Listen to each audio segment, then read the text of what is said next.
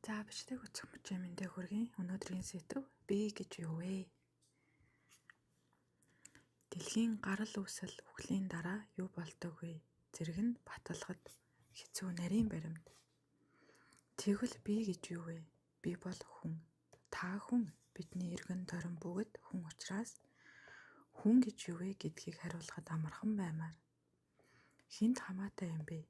Би идэж, ууж, унтаж, дурладаг өөрийгөө хэн бэ гэдгийг яг сайн мэдэхгүйгээр нохой шиг төгс байж чадна гэх байх. Гэхдээ өөрийгөө нохой шиг гэж хэлэхгүй нь мэдээж. Ийхүү хэлхийн учир нь хамаагүй зүүн сойвонгоо дагахаар хандлагаар хүн гэдэг талаас ямар ч ойлголтгүй байвал жаргалыг хүсдэг, зовлон хүсдэггүй, атгуусан амьтнаас өөрсгүй болно. Цаашлаад төгс сайн байж чаддаг билүү?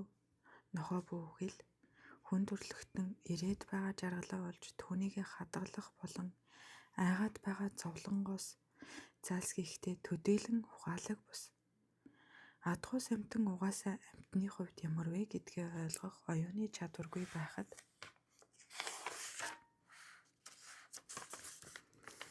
хүн ойлгож чадна.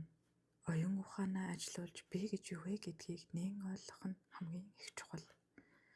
Зөвхөн ингэсэн цагт төөрөлдсөн сэтгэлийн ман дундаас гарч хүсээд буй жаргалдаа хүрэх зайлсхийж байгаа зовлонгоос холдоход яавал зохистойг тодорхой ойлгож чадна. Биеийн жинхэнэ үн чанарыг ойлгохыг онцлох учир бол хүн өөрийн тухай төөрөгдөл буруу үзэлтэй байх нь бэрхшээлүүд үүдэн гарах их сурвалж ба ад жаргалаа олох түүнийг барьж тогтооход хүнд хэцүү байхын шалтгаан хэмээн бурхны сургаалд үздэг. Бид өөрсдийгөө юу вэ гэдгийг олж тогтоож өөрсдийн талаарх буруу бодлуудыг арилгах нь нэн чухал бөгөөд эс тэгвэл жаргалыг өөрөөсөө хөөж зовлонг талаасаар байх болно. Өөрийн тухай ухамсар, биеийн тухай мэдлэг адгуусан амьтан болон бусад бүх амьтанд дотоод түгээмэл шинжтэй байдаг. Гэхдээ өөрсдийгөө тийм хэмээн бодож байгаа өөрийн дүр төрхийг тодорхойлсон байдал нь бодит байдалтай нийцдэггүй. Бодгал утгаараа хэрхэн оршдог вэ гэдгийг бид мэддэггүй учраас бидний сэтгэл жинхэнэ орших мэт үзэгддэг нэгэн хуурамч өөрийн дүр төрхийг ургуулan бүтээдэг. Тийхүү харагдаж байгаа биег үнэхээр би мөн гэж итгэж насан турш амьдардаг. Жишээ нь гэрээ үйлчлэгчээ цаг хулгайлсан байна гэж сэрдэхэд сэтгэлд үүссэн буруу бодлоос болж тэр эмэгтэй хулгайч болж харагдана.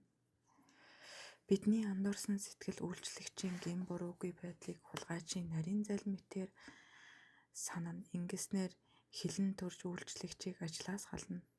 Үйлчлэгчээ хулгайч болгосон буруу ташаа бодолтой итгэж түүнийгээ дагаад зам байдал сэтгэл хөдлөл зэрэг буруу болж байгаа дээрх жишээтэй адил өөрийн буруу дүр төрхөд буруу итгэснээс болж бидний зам байдал ба сэтгэлийн хөдлөл оронгороо эргэдэг.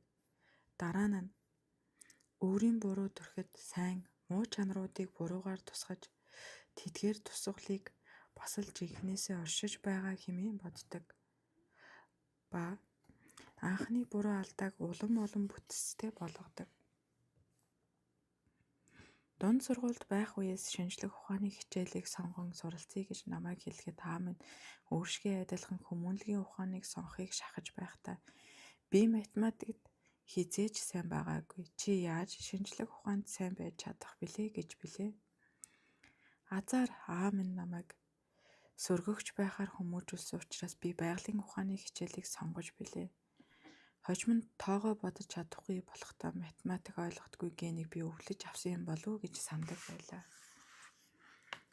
Үүнд алдаа нь гэвэл би өөрийгөө угаасаа математикт бодож чадахгүй гэсэн сэтгэл зүйн хаалт байсан юм.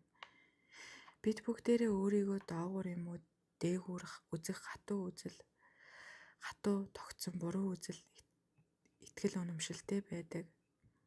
Учираас тэр нь энэхүү өөрчлөгдөн хувирч байгаа ертөнцийн арга замаа олж баяр баясгалантай явах чадварыг ихээхэн хязгаарладаг. Өөрийн Дүр төрхийн тухай гол алдаа бол би ганцаараа бусдаас үл хамааран оршдог гэсэн үзэл юм. Жинхэнэ бодтой баригдах үйц би энэ бие ба сэтгэл хоёр дээр оршиж байна хэмээн үздэг. Хэрв тийм бол би байсан бол үүнийг эрүүл олдох байсан гэвч нэг ч хүн ангид тусгаар бийг олж нээж олоогүй байна.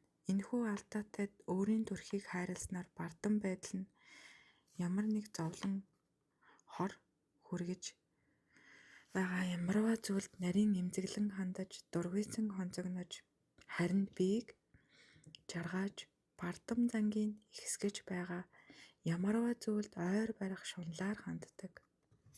Өсөөрхөл, хүсэл, шунал ба тэдгээрийн шалтгаан болох буруу дүр төрхийг хайрлах эд гурав нь бидний сэтгэл ба түүний бүтээл болох хувь хүний ертөнцийн үндсэн гурван төөрөгдөл болдог. Бидний өөрсдийн бодож байгаа бие нь зөвхөн санаанаас зохиосон байдаг. Тэгвэл оршиж байгаа бие нь юу вэ? Идэж, унтаж, дурлаж чаддаг бие нь бидний бие. Сэтгэлд чиглэсэн бие бодлоор үүсгэгдсэн нэр төдий юм. Энэхүү нийтээр тохиролцсон төдий бие нь өөрийн гэсэн мөн чанаргүй. Бие сэтгэлийн нэгдэлж нэрч бас бие биш юм. Бие оршдог. Гэхдээ түүний оршиж байгаагаас хаанаас ч олохын аргагүй.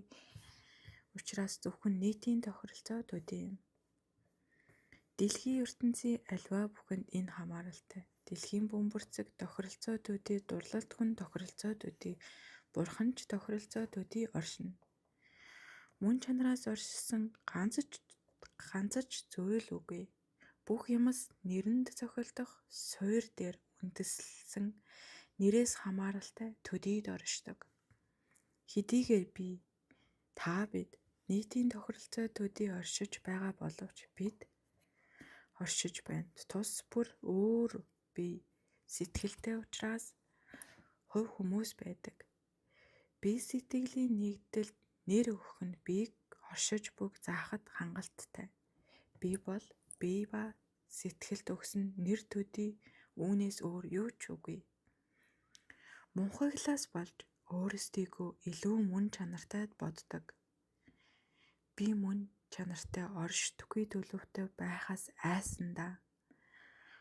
Мөн чанартай биеийг хоосон атал бардам сэтгэлээр барьж, шунал хомхоогоор бордож, өсөөрхөл, атаархал, хорон санаагаар хамгаалж ямагт би үзлээр туйлширдаг учраас бусад намайг тоохгүй байна гэсэн сэтгцийн хүнд хямралын намагт живэх юм уу өөрийгөө хэтэрхий дээгүүр үзэх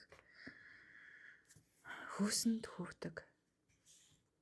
Эдгээр өөрийн зовлонгууд хийгээд тэдгээрээр дамжуулан бусдад хүргэж байгаа зовлонгоос гарах арга зам бол биеийг түүнийг тухай санаанаасаа зохиосон тусгалуудаасаа хоосон байдлыг ойлгох явдал юм. Ингэсэн цагт сэтгэл үс хонцон шунал хүслээс чөлөөлөгдөж амар тайван болно. Хүүхэд нь хард ард зүйдлээ уйлахад ихэн тайвшруулдаг шиг бүхний үнэмлэхүй чанар тусгаар ангид биеийг хоосон гэдгийг онсон бэлэг ухаан, уур хилэн, шунаал, омог бардам сэтгэл гэх мэт муу сэтгэлийг тайтгаруулж хамаг жаргалын их булаг болсон асрал хайрлалыг төвөггүй хэрэгжүүлнэ. За намаа энэ хүртэл сонсон та нартай баярлалаа.